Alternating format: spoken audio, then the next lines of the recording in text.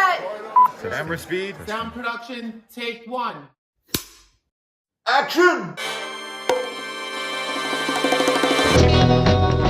Welcome to From Beneath the Hollywood Sign. If you love old movies, Hollywood history, or the golden age of filmmaking, you've come to the right place. This is the podcast that talks about amazing stories of Tinseltown from another era. Hear fascinating conversations with writer-producer Steve Cubine, who quite literally lives just beneath the Hollywood sign, and actress-writer Nan McNamara. Now your hosts, Steve and Nan. Welcome, everyone. Steve, I'm excited to get the opportunity today to talk about some forgotten leading ladies. Oh, I know. I love this topic. We talked about the forgotten leading men a few episodes ago. Yes. And now we're going to give the ladies their due. We talk a lot about how Hollywood and making it in the business has so many various elements to it that you can't put your finger on why someone makes it bigger than someone else. And this episode, to me, proves it has nothing to do with talent. Because all of these ladies so talented. Are incredibly talented. And beautiful. They were the full package, but for whatever reason, they never rose to like superstardom, which they all could have and should have. But they are superstars in our hearts. And they certainly are. Well, you know, the first actress that I wanted to talk about is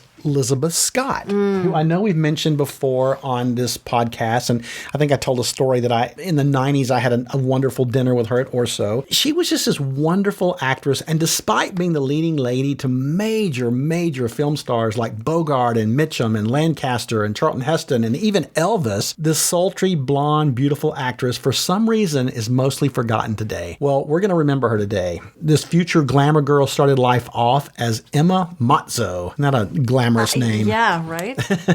She was the oldest of 6 children. Her father owned a grocery store, and her mother stayed at home with the kids. They were solid middle class. It's been generally noted that she was born September 29th, 1922 in Scranton, Pennsylvania, but I actually found a document at the Academy Library that was from her mother. Her mother was born in what was then Czechoslovakia, and when she applied for citizenship, she had to fill out this form. Okay. And the form stated that Emma was born in 1921 in Dunmore, Pennsylvania. Well, you little detective, you. So all the studios put out their biographies of these actors and actresses. Yes.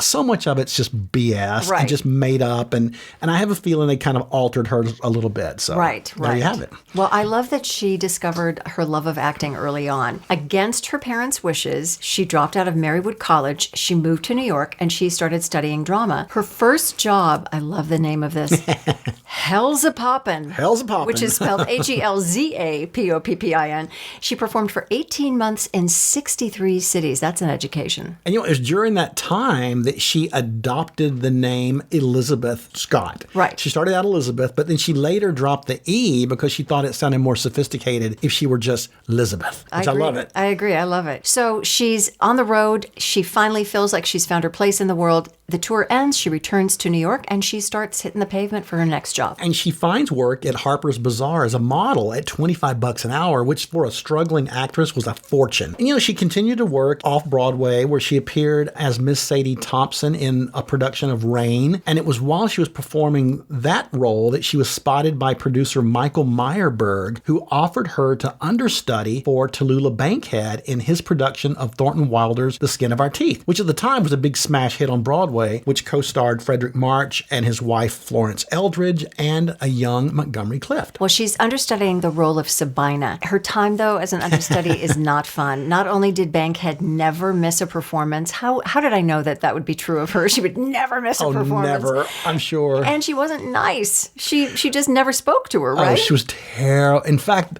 that dinner that I had with her, she did talk about awful. She said that Tallulah would just walk in the room with her, look at her, not say a word and walk out. Okay. Just cold as ice. Ouch. So when Tallulah Bankhead left the production, then Miriam Hopkins takes over as Sabina. She also never missed a performance.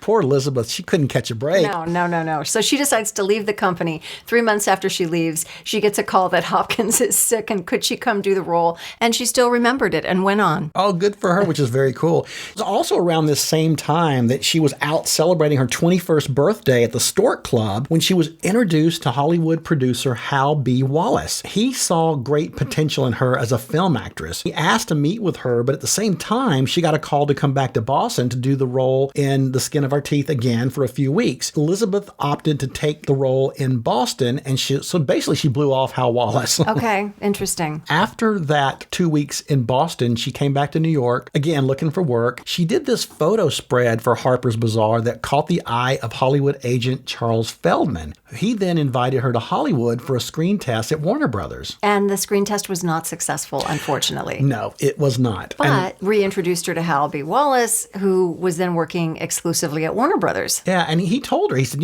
had it been up to me, I would have signed you, but it's a group consensus. Well, she also did a screen test at Universal. It was unsuccessful as well, so she basically hightailed it back to New York and modeling in theater. Back in New York, she did get a call, though, some months later that Hal Wallace had moved his shingle over to Paramount, and he wanted to sign her there. So nice. He wanted her to become the very first actor signed to his new company. And the funny thing is, she wasn't even sure she wanted to go. I mean, right. She loved the theater so much, yes. And she was such a stage actress that she really accepted, but very reluctantly. So in November of 44, she arrives in Hollywood. Yep. And Wallace is so convinced that she's going to be a big star. He's going to mold her in the vein of Lauren Bacall and Veronica Lake as this cool, mysterious seductress. And he gave her a leading lady role right off the bat in her very first film, You Came Along, 1945. And it was this really lovely, sentimental war drama that featured Scott as this Treasury Department employee who is assigned to escort 3 Air Corps pilots, played by Robert Cummings, Don Defoe, and Charles Drake, as they go on this patriotic war bond selling tour. The film was a big hit, and Scott became a star. Hal Wallace was obsessed with Scott, both professionally and personally. He was married at the time, but he fell hard for Scott, who was believed to be his girlfriend. Yeah, and I believe there was definitely a romance there. Scott's second film further established her as a really exciting new film personality, and that movie, and it's one of my favorites, The Strange Love of Martha Ivers, 1946. And she really holds her own with Barbara Stanwyck and Van Heflin and Kirk Douglas in his film debut. She plays Toni Marichek, a good girl who has caught some bad breaks. Hal Wallace made a nuisance of himself by insisting that the director, Louis Milestone, add more scenes and more close-ups for Scott, which kind of didn't make Barbara Stanwyck very happy. And she made her feelings very well known on that set, apparently. Next up, Columbia Pictures borrowed Elizabeth to play Humphrey Bogart's leading lady in Dead Reckoning, 1946 also. It was directed by John Cromwell. She plays this club singer Coral Chandler, and this was Scott's very first true femme fatale role. She follows it up with a meaty role in the noir western Desert Fury 1947 with John Hodiak, Burt Lancaster, Wendell Corey, and Mary Astor. It's a Technicolor drama, and it further propels her as the queen of film noir. And more film noirs followed. I mean, she was so good in this genre. They had these tantalizing titles like I Walk Alone, 1947 with Kirk Douglas, and it also reunited her with Burt Lancaster and Wendell Corey. Then she's in Pitfall, 1948 with Dick Powell, Too Late for Tears, 1949 with Dan Duryea, Paid in Full, 1950 with Bob Cummings, Dark City, 1950 with Charlton Heston, The Company She Keeps, 1951 with Dennis O'Keefe, and also fellow film noir goddess Jane Greer, and finally Two of a Kind, 1951 with Edmund O'Brien. And then she mixes it up, another Western, 1951, Red Mountain with Alan Ladd. After that, she goes back to her film noir roots in films like The Racket, 1951 with Robert Mitchum and Robert Ryan. Two powerful Roberts there. Stolen Face, 1952 with Paul Henreid, and Bad for Each Other, 1953, which reunites her with Charlton Heston. And around this time, her relationship with Hal Wallace was starting to cool, both personally and professionally. He ended up marrying actress Martha Heyer, and his interest in her career seemed to wane as he was busy promoting his latest find, comedy duo Jerry Lewis and Dean Martin. He did, however, cast Scott as the straight man to Jerry Lewis and Dean Martin in The ghost comedy Scared Stiff in 1953. Her career takes another hit in 1954 when Confidential magazine, we've talked about on this podcast, this gossipy, awful rag that uses unscrupulous methods to plant stories and find dirt on Hollywood stars. They run an article claiming that she's a lesbian whose name was in this little black book of a notorious Hollywood madam who had reportedly been supplying her with girls. Scott sued the magazine and lost on a technicality. I love her for fighting back. You know, a lot of people just paid money and made it go away. She decided to fight, which I think says a lot about her character. Right. At this point, she no longer has a major studio behind her. Her mentor, Hal Wallace, is losing interest, and her career really comes to a halt. You know, she dabbles in TV for a while, and she's finally cast again by Hal Wallace as the hard-boiled publicist promoting this backwoodsy singer played by Elvis Presley to stardom in Loving You in 1957. And this film marked the end of their 12-year association with each other.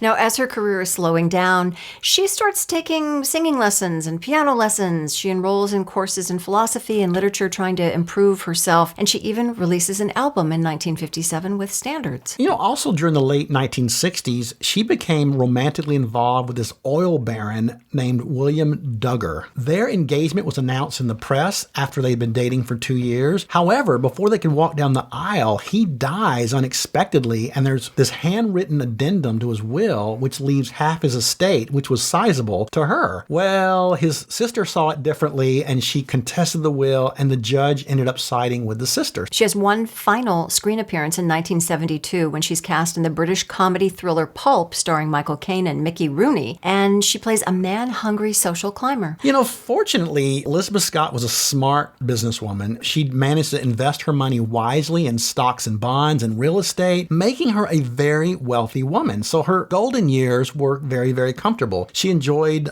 zooming around Hollywood in her customized Jaguar while developing real estate properties and doing charity work. She passed away on January the 31st, 2015 from congestive heart failure. She never married and is survived by a brother and a sister. Well, let's dive right into our next forgotten lady. And this is actually somebody that I'm excited to talk about because I knew her and got to work with her. This is Marie Windsor. Marie was born Emily Marie Bertelsen on December 11th, 1919 in Marysville, Utah, and her desire to become an actress started at a young age when her grandmother took her to Clairvaux Silent Films. By the age of 11, her parents, who were very supportive, were driving over 30 miles to take her to acting lessons. Oh, good! What good Isn't parents. that sweet? She studied drama for 2 years at Brigham Young University, and then her parents in 1940 drove her from Utah to Hollywood to pursue her career. She lived at the Hollywood Studio Club. Check out episode 24, where we talk about the Hollywood Studio Club and all the people that live there. Fun episode, too. And she studies with famed acting teacher Maria Ospinskaya. You know, her parents were helping her with her tuition, but eventually they ran out of money. So Marie saw this job posting on the bulletin board at the Studio Club. It was a posting for a job at that Macombo, which was on the Sunset Strip as a cigarette girl. While working there, and as she put it, crying over the coats in the cloakroom, producer Arthur Hornblow, who was married to Myrna Loy at the time, saw her at the club, said he would help her, and he got her a screen test. And she was also introduced to Leroy Prinz, who was a big choreographer, later director and producer, and he helped her get her SAG card. So her film debut is in an uncredited role in an Anne Shirley vehicle called Unexpected Uncle. She follows that up with Weekend for Three, 1941, and All-American Co-Ed, 1941 as well, where she's wearing a costume of velvet carrots. Now, these are all uncredited roles, and she has about a dozen or so parts in 41 and 42 for RKO, MGM, Hal Roach, and she's working her way up. She's working her way up. In 1943, she received an offer to tour with the Henry Duffy's Merry-Go-Rounders. The show opened in Detroit and ran in Buffalo and D.C. When it closed, she went to New York, where she met radio producer Jerry Devine, who would go on to cast her in hundreds of radio shows, including 9-month stint on the soap opera Our Gal Sunday. During this time, she marries bandleader Ted Steele, but the marriage didn't last and was annulled.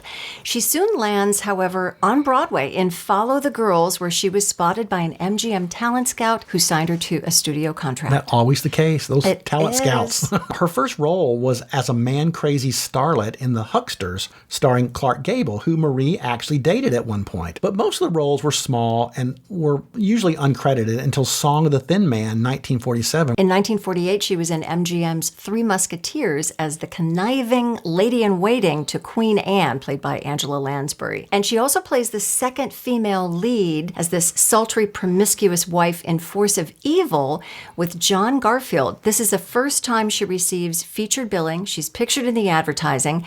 But ultimately, she leaves MGM in 1948. In 1949, she was cast in Outpost in Morocco opposite George Raft. It was a critical hit, but Marie hated herself in this movie, and she hated her terrible French accent. She followed that up with a small role in Preston Sturges's musical western, Beautiful Blonde from Bashful Ben, 1949, with Betty Grable. Marie said that she loved working with George Raft and John Garfield because even though they were both shorter than her, they didn't seem to mind working with the 5'9" Windsor.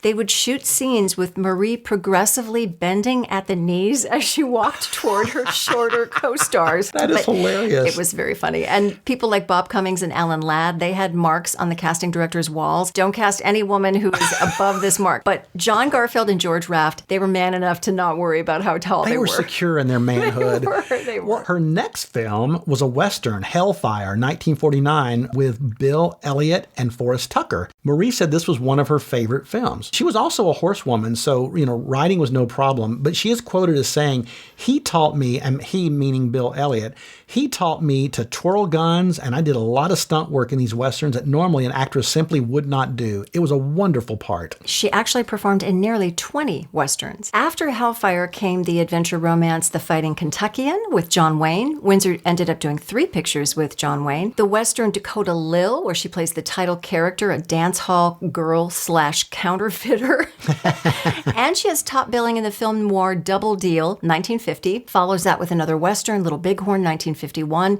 King Vidor's Japanese War Bride, 1952. And Edward Dmytryk's The Sniper, 1952, where she's one of the victims to a nut job killing young brunettes. So she's working with some top directors. Yeah, and some great actors as well. Then comes a film that she's probably best known for, and it's certainly my favorite film of hers. It's The Narrow Margin, 1952, directed by Richard Fleischer. In this movie, Marie plays Mrs. Frank Neal, a mobster's widow who's being escorted by the police on a cross-country train to testify against the mob. It should have been Marie's launching pad to Hollywood stardom. However, the picture was actually shot in 1950 and it wasn't released until 1952. And that's because Howard Hughes was an idiot.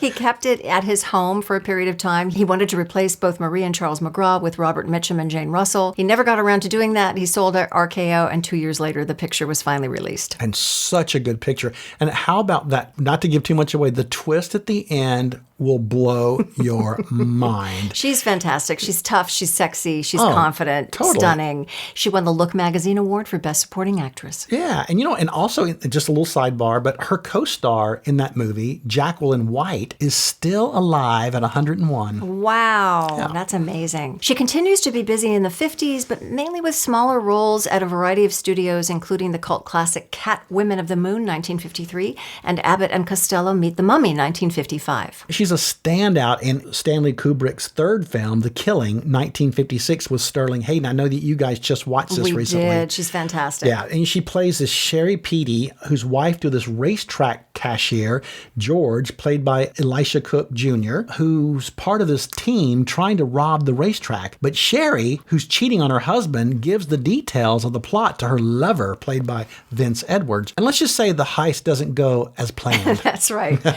In 1953, she spent several weeks in Korea as part of a Hollywood coordinating committee visiting hospitals and veterans. In 1954, she marries realtor Jack Hupp. After their third date, they were inseparable, and they remained married for over 40 years. Oh, she knew what she wanted. Yep, she did. Yeah. In 1963, Marie and Jack have a son, Richard. And also in the 60s, Marie continues appearing in films, but she makes an extremely successful transition to television and had guest appearances on more than 100 shows, including 1977 Sunset Strip, Lassie, Perry Mason, Bonanza, Hawaii Five-0, Mannix, Charlie's Angels, Salem's Lot, Lou Grant, of course, Murder, She Wrote, Yes. many, many more. She also returns to the theater, the Shadow Box at Theater East in 1985. She receives the LA Weekly Award. 1987, she receives the LA Drama Critics Circle Award for Best Actress in The Bar Off Melrose. And in 1990, me as a young actress just starting out, I was so fortunate enough to work with Marie at Theater East in Studio City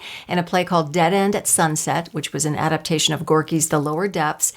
She was a delight. She was so warm and funny and effortless in everything she did. Absolutely gorgeous. I could kick myself now for not sitting at her knee every night in the dressing room asking her questions about her life and career. You and I would have driven her crazy. She would have had a restraining order against me, probably. Yes. Oh, boy. I loved her so much. Yes. She received a star on the Hollywood Walk of Fame on June 19th, 1983. In 1990, the Screen Actors Guild awarded her the Ralph Morgan Award for 25 years of service as a SAG board member. She also served on the Motion Picture and Television Fund's board for a number of years. According to Eddie Muller, our film noir god, Windsor's problem, as she was told over and over again by agents and producers, was that she was too tall, too voluptuous, and just too darn sexy. She would never be cast in anything other than The Other Woman, but she proved them wrong. She did. Called the Queen of the Bees, she was quoted as saying, "It's better to be queen of something than nothing at all." Amen, sister. Right? She died of congestive heart failure on December 10th, 2000, just one day before her 81st birthday. Oh, Marie. Steve, it's time for this week's Hollywood Pop Quiz. And the pop quiz today, and it's kind of a fun one. Which actor has appeared in the most movies that were Oscar nominated as Best Picture? We'll be right back with the answer and more of our forgotten leading ladies after this. Boo-doop-doo-doo. All right, Steve and Nan will be right back, but first another stop on the Hollywood tour. Nan was talking a minute ago about Marie Windsor. Well, there's another interesting story there. Windsor left MGM in 1948. She thought she could get back into radio, but it just wasn't working out for her, so she looked for something different. Well, she went to UCLA, go Bruins, and she ended up taking an aptitude test. You see, she was curious to see what else she might do for a career outside of entertainment or broadcasting. Well, get this, Windsor learned that she had the aptitude to become an automobile mechanic. And that was interesting because that was her father's profession when she was growing up. She used to help him out in his garage when she was a young girl in Marysville, Utah. Fortunately, she started booking acting jobs again, but imagine seeing Marie Windsor working under the hood of your car. And now back to Steve and Nan from Beneath the Hollywood Sign. Welcome back, everybody. And before we get further into our next forgotten leading ladies, I wanted to give a shout out to our listener of the week, and that is Maureen Bernstein. Maureen has been so supportive of our podcast, and she's written us a couple of great emails, and we just really appreciate the support. Thank you, Maureen. Thank you, Maureen. So, the next forgotten leading lady that I wanted to talk about was another one of my favorites. Aren't they all? Yes, they are. They're all.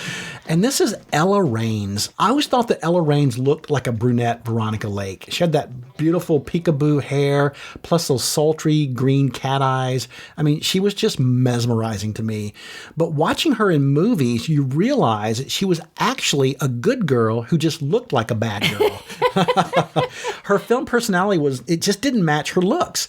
On screen, she always was bright and friendly and light, very unlike the cool and aloof femme fatale that she looked like, which I found interesting. She usually played good girls and innocent roles. She was the leading lady for icons like John Wayne and William Powell and Burt Lancaster, but sadly she's mostly forgotten today, so we're here to remember her. She was born on August 6, 1920 in Snoqualmie Falls, Washington. Her father was a logging engineer, her mother was a homemaker, and she grew up as a tomboy, loving horseback riding and swimming and hiking and fly fishing. My kind of gal. You know, she developed a love of acting in school after appearing in a school play. In the play, she played an old maid, and upon her entrance on stage, she stumbled and fell, jabbing a knitting needle into her knuckles. Dear Well, Lord. because the show has to go on, she just got up, brushed herself off, bled into a handkerchief, and finished the play like a good actress would.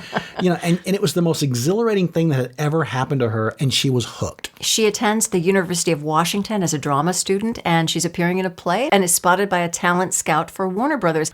Side note, where were the talent scouts when I was on stage? Hello. My God, did every theater have a talent scout in it? Oh, different times. He was very impressed with the young, beautiful brunette, and he invited her to Hollywood for a screen test. She didn't get signed, so she returned to college and her college sweetheart, Kenneth Trout. He had been her beau since high school. And just before she graduated, he had joined the military and was being shipped overseas. He asked her to marry him before he was deployed. She agreed, and they were married August 11th, 1942.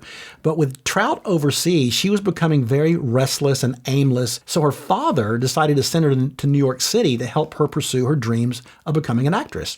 In New York, a friend of hers told Hollywood talent agent Charles Feldman about Rains. After arranging a meeting, Feldman was impressed with Rains, showed her photograph to director Howard Hawks and actor Charles Boyer, who had just started their own production company, BH Productions. They offered her a personal contract. She accepted, and she was signed. That's how it works. On February the 2nd, 1943, Ella arrives in Hollywood. On February the 3rd, she has a screen test. On February the 4th, she starts work on her very first movie, Corvette K225, in 1943. It was a war drama that Hawks was currently producing for Universal, and she starred opposite matinee idol Randolph Scott for her very first film, Not Too Shabby. The film was a hit, and it really launched her film career. Her follow-up film, she is a supporting role in the female-driven war film Cry Havoc, 1943, directed by Richard Thorpe. It's the story of a group of courageous Army nurses stationed at Bataan during World War II. The cast includes Margaret Sullivan, Joan Blondell, Ann Sothern, Marcia Hunt, and Faye Bainter. I love that movie because they're wearing overalls, they're sporting guns, they're dodging shrapnel, they're even shooting down enemy planes. I mean, that's how badass these ladies were. They really embodied the Rosie the Riveter image of the era, which was so cool. And Ella Raines played Connie. She was this rich, spoiled nurse who is changed forever when this young soldier dies in her arms in such a tender scene. BH Productions ends up selling her contract to Universal. She's noticed by director Robert Siodmak, who casts her in her first and most significant film noir, Phantom Lady, in 1944. Which is probably the film she's most known for, even to this day. She plays the secretary who's secretly in love with her boss, played by Alan Curtis, and she tries to prove him innocent of killing his wife. It also starred Franchot Tone. She made such an impression that she was featured on the cover of Life magazine that year. Next came a somewhat thankless role in the Preston Sturges-directed comedy Hail the Conquering Hero, 1944, where she was the love interest to Eddie Bracken. And she followed that up with the Western Tall in the Saddle in 1944 opposite the Duke himself, John Wayne. 1944, she's busy with a couple of films, including The Suspect with Charles Laughton. And also one of my favorites in 1945 was The Strange Affair of Uncle Harry, which stars George Sanders and Geraldine Fitzgerald. Really great movie, and she's so good at it. She's sort of the innocent savior in the movie. Her career is on the rise, but her personal life is a little bit tumultuous, and her marriage ends in divorce to Trout in 1945. So she throws herself back into work. She appears in a couple of comedies, which is sort of different for her, including the very charming White Tail and Ties, 1945, with Dan Duryea, just before returning to the crime dramas she excelled in. In 1947 alone, she starred in Time Out of Mind, The Web with Edwin O'Brien, and Brute Force as the wife of mild-mannered Whit Bissell, who embezzles money to buy her a fur coat. She also does the comedy The Senator Was Indiscreet with William Powell that same year, and she appears on the cover of Life magazine for the second time. Around this time, her contract with Universal ended, and she met and married World War II fighting pilot Robin Olds, who had been a decorated animated war hero. The couple have 2 daughters, Christina and Susan. She took time away from her career at this time to really dedicate herself to her husband and her children, and it kind of caused her career to lose a little bit of momentum. She eventually did return back to making movies with the Western adventure The Walking Hills in 1949, which reunited her with her first leading man, Randolph Scott. She followed this up with what is probably my absolute favorite film of hers, called Impact, 1949. It's this taut little thriller noir that also stars Brian Dunleavy as a man who thwarts an attempt by his conniving wife to have him killed. And of course, the conniving wife is played with delicious venom by our very own Helen Walker, a favorite here from Beneath the Hollywood Sign. So he hides out in this small town in Idaho where he falls in love with the town's local mechanic, played by Ella Raines. Wow. She's really fantastic in the film, and the film also stars Charles Coburn and Anna May Wong. Great movie. She returns to television, starring in her own TV show, Janet Dean Registered Nurse, 1954 and 1955. And after her series ended, she went to Broadway to star in Josh Logan's production of The Wisteria Tree, which was based on The Cherry Orchard and starred Broadway legend Helen Hayes. Despite a great supporting cast that featured Walter Matthau, Ossie Davis, Cliff Robertson, Warren Oates, and Lois Smith, it closed after only 15 performances. Wow, what a cast, though. After this, Raines quietly retires. One final film, a B-crime drama called The Man in the Road, 1956. So after a 28-year hiatus, Ella Raines was lured out of retirement one last time to guest star on a popular TV show called Matt Houston, which starred Lee Horsley in 1984. And there's actually a French version on YouTube that you can watch, which is really kind of fun, and she looks fantastic. She was diagnosed with throat cancer, and she passed away May 30th, 1988, in her home on Hesby Street in Sherman Oaks, California. She was only 67. Although she only made 22 films over the course of 14 years, she left such a mark on movies, especially in those film noirs directed by Robert Siodmak. Our final forgotten leading lady is actually a forgotten Irish lass by the name of Geraldine Fitzgerald. Love her. She was born on November 24th, 1913 in Greystones, County Wicklow, south of Dublin. She got her start when her aunt, Sheila Richards, who was a famous Irish theater actress, introduced Geraldine at the Gate Theater. She tells a story about going with her aunt to a rehearsal. The director mistook her for an established actress and actually yelled at her, "You're late, get on stage." She got on stage, she was eventually signed, and her stage debut was in 1932, and she would go on to perform alongside James Mason and Orson Welles. So clearly, it was in the blood. It was in the genes. Yeah. She made her British film debut in Blind Justice, 1934, and appeared in a lot of other British films throughout 1937. In 1936, she married Edward Lindsay Hogg, an Irish aristocrat. They end up moving to New York in 1938. Looking for work in New York, she calls up Orson Welles, who had just started this inaugural season of a little company called the Mercury Theater with producer John Houseman. Orson was directing a production of George Bernard Shaw's Heartbreak House, and he hires Geraldine for the role of Ellie Dunn. It was during that time that producer Hal Wallace, the very same Hal Wallace that discovered Elizabeth Scott, he saw her in this play and he signed her to a contract with Warner Brothers. And so she was off to Hollywood. So in 1939, she makes her American film debut in Dark Victory with Betty Davis, playing her best friend. Geraldine and Betty remained lifelong friends. She always talked about how Betty helped her start out in Hollywood. This movie was shot in 1938, but it wasn't released until after her second film, which was a role for which she was nominated for the Academy Award. She plays Isabella Linton, tortured wife to Heathcliff in Wuthering Heights. Oh, who can forget that one? Laurence Olivier and Meryl Oberon, so beautiful. Yes. And she was so good as she was the sister-in-law. May 5th, 1940, she had a son, Michael Lindsay Hogg, who would go on to enjoy a successful career as a director, most notably for the Beatles documentary Let It Be. Now, for years, there were rumors that Michael was Geraldine's child with Orson Welles. Ooh, love child. Exactly.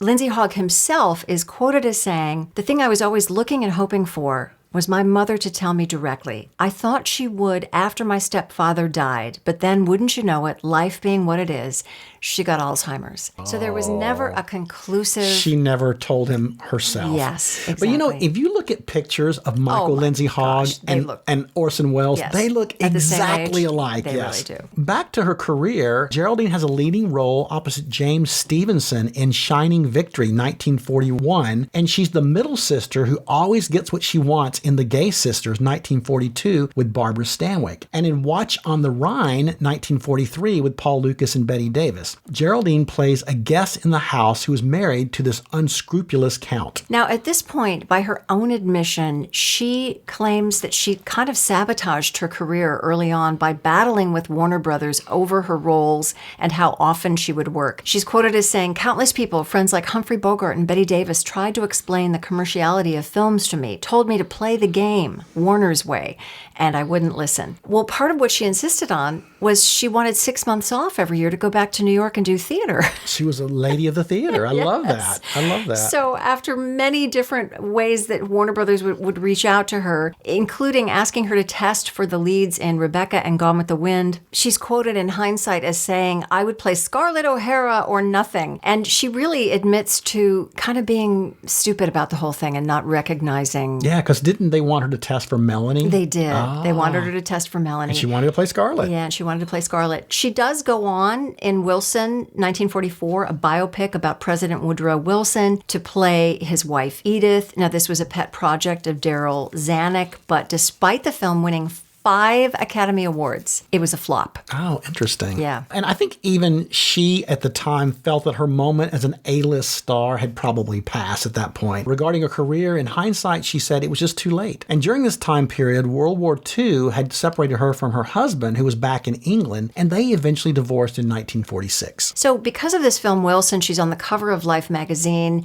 She's seen by Stuart Sheftel, the heir to the Macy's department stores. He sees her on the cover, asks a friend to introduce them. They actually end up getting married shortly after her divorce from Edward Lindsay Hogg. Oh, I love that. He saw her picture on a magazine cover and He wanted her. he had to have her. Well, you know, a couple of other interesting films around this time, and these are some of my favorites. This was my favorite period of hers. She co-stars as this lonely rich widow opposite John Garfield, who's conning her in Nobody Lives Forever, 1946. Great, great movie. Directed by Jean Negulesco, and Three Strangers, 1946, which was also directed by Negulesco. It was also written by John Huston, and it starred Sidney Greenstreet and Peter Lorre as 3 strangers who share a sweepstake ticket. Now, Geraldine and her husband, who is now a successful businessman and journalist in his own right, they have a daughter, Susan, in 1951.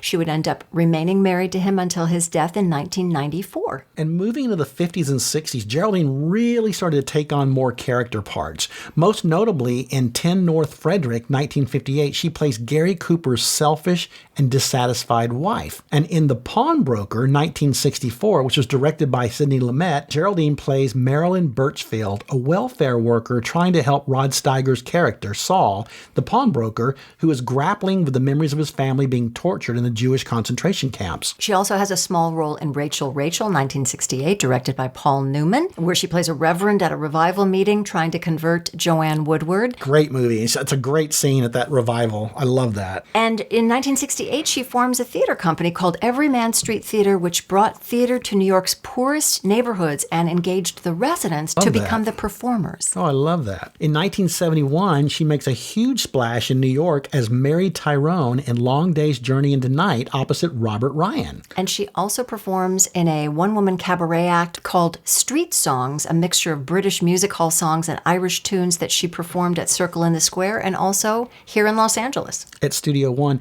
And if we had time, I would tell a hilarious story that Bob Osborne told me about escorting Bette Davis to see Geraldine's show at Studio One with Betty dressed in all leather, like harnesses and motorcycle hats and chains, with all these gay guys going crazy. Anyway, that plants the seed a little bit. Yeah, hilarious. She does talk about Betty at the show. Yeah, and she called, and Betty always called her Fritzy. Well, like the other actresses on this episode and many others, she transitions into television, everything from Alfred Hitchcock Presents and The Naked City to The Golden Girls, for which she was nominated for an Emmy Award in 1988, Cagney and Lacey. She wins a Daytime Emmy Award Award in 1979 for a children's program, Rodeo Red and the Runaways. She continued to appear in feature films, most notably in Harry and Tonto, 1974, directed by Paul Mazursky, where she plays Jessie, Harry's first love. And of course, Harry was played by Art Carney. And she's also in Arthur, 1981, playing Dudley Moore's grandmother. And she's great in those movies. And the same year that Arthur is released, 1981, she is directing on Broadway the premiere of Mass Appeal by Bill C. Davis. She is nominated for a Tony Award for Best Director,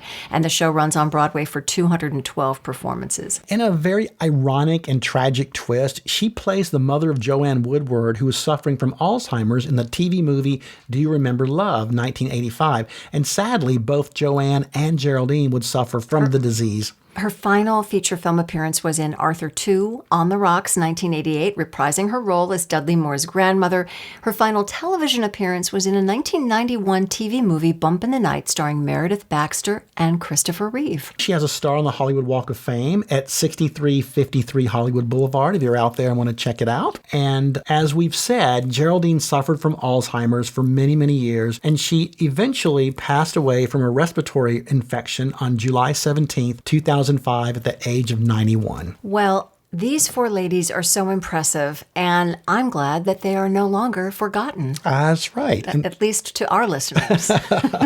I know, great actresses deserve to be remembered, and I'm so glad we had a chance to talk about them today. Amen. Let's tell listeners the answer to this week's Hollywood Pop Quiz. The pop quiz question was, which actor has appeared in the most movies that were Oscar nominated as Best Picture? And the answer is, with 11 pictures, Robert De Niro.